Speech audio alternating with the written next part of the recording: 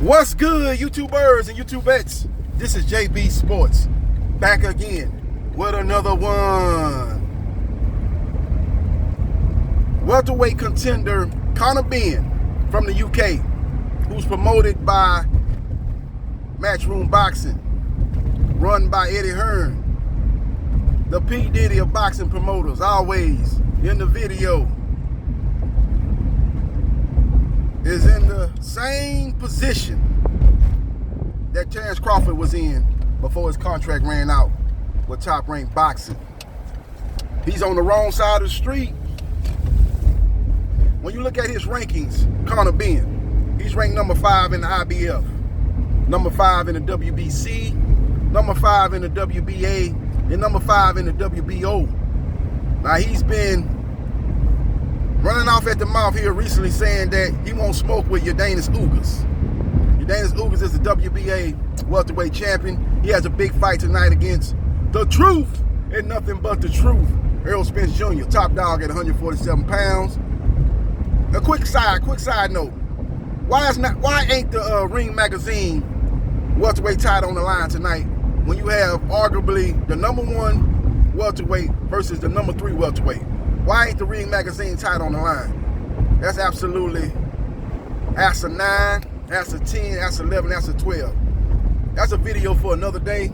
But we're here to talk about Conor Benn, who has a fight coming up with Chris Van Heerden, the great Chris Van Heerden.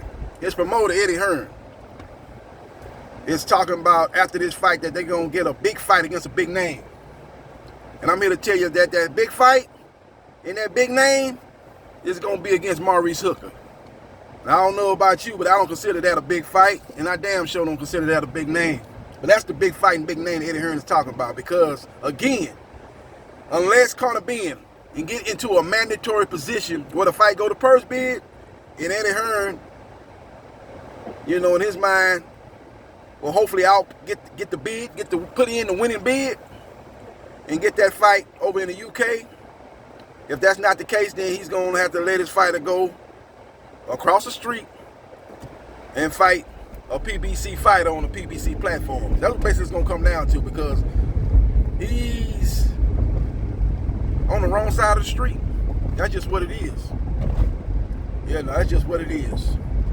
You know, they always been saying about Terrence Crawford being on the wrong side of the street. Eddie Hearn as a fighter, and Conor Benn that's on the wrong side of the streets. And we'll see what happens, and we will see what transpires. But hopefully he gets the victory today. I expect him to get the victory over the great Chris Van Heerden. He gets that win. He says he's looking for a stoppage. He said it's just a matter of time before he's able to track down Heerden, as he's anticipating Heerden being on his bicycle, and he'll eventually get the stoppage. So we will see what happens, and we will see what transpires. I just want to do a quick video about Conor Benn, man. I was just thinking about Conor Benn. I actually like Conor Benn. I actually like how he fight, his style of fighting. A very aggressive fighter, a very flashy fighter. Got explosive hands, got explosive power. A little bit small for 147 pounds, but hey, Floyd Mayweather was small for 147 pounds. And look how he dominated the welterweight division. Yeah, no. So it ain't about size all the time in the sport of boxing. Skills pay the bills. And if Conor Benn has the skill set, he should be able to be one of the top guys at 147 pounds. So we will see what happens, and we will see what transpires. But you know what? They was talking about Conor Benn fighting Chris Eubanks Jr. at a catchweight. That would have been suicide for Conor Benn, because again, he is a small 147 pounds. You mean to tell me he gonna go up there and fight Chris Eubanks at a catchweight? Catchweight would have probably been at 154, 155 pounds. It would have been the 154 pounds. That would have been a junior middleweight. So they would probably have to put it at 155 pounds for it to be a catchweight fight. And that would have been suicide for Conor Benn. He'd been going down the same road Kell Brook went down when he jumped up 2 weight classes to take on Triple G. And he never was the same fighter physically after that fight. So cooler heads prevailed, and they decided not to pursue that fight. As we're looking at Chris Eubanks Jr. versus Kell Brook, that seems like to be the fight on the horizon. They're dotting the I's, crossing the T's. It's not done, but it looks like they'll be heading down that path for that to be a a matchup between those two UK fighters. So we will see what happens, and we will see what transpires. But Conor Benn, you're on the wrong side of the street, sir. You're gonna just have to keep winning and get yourself in the mandatory position. And then once you're able to do that, the fight ultimately, in my opinion, will go to purse bid, and that will get you the opportunity to fight one of the top contenders in the welterweight division. Because it seems to me that all the top fighters in the welterweight division are with the PBC. The PBC and Matchroom Boxing, like Biggie Small and Tupac Shakur. You know, it's beef there. You just look how Eddie Hearn is always running down PBC fighters every chance he gets. You look at Steven Espinoza, he has no love for Eddie Hearn. There's no love lost between those two individuals, so I don't think they're gonna be able to come together in a kumbaya and get an agreement done. So Conor Benn is gonna have to get himself in mandatory position to ultimately get a shot, in my opinion, at the world title. So we will see what happens, and we will see what transpires. You got the other young gun out there in Jerome Boots Ennis.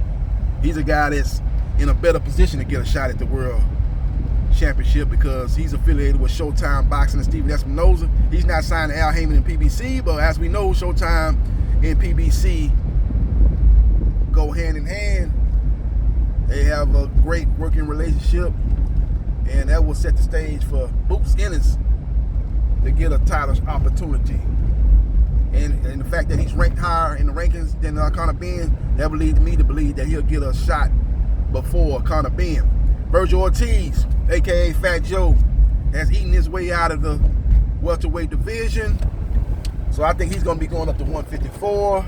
So you can kind of take him out in the mix as far as the young guns at 147 pounds. Errol Spence Jr., August winner takes on Crawford.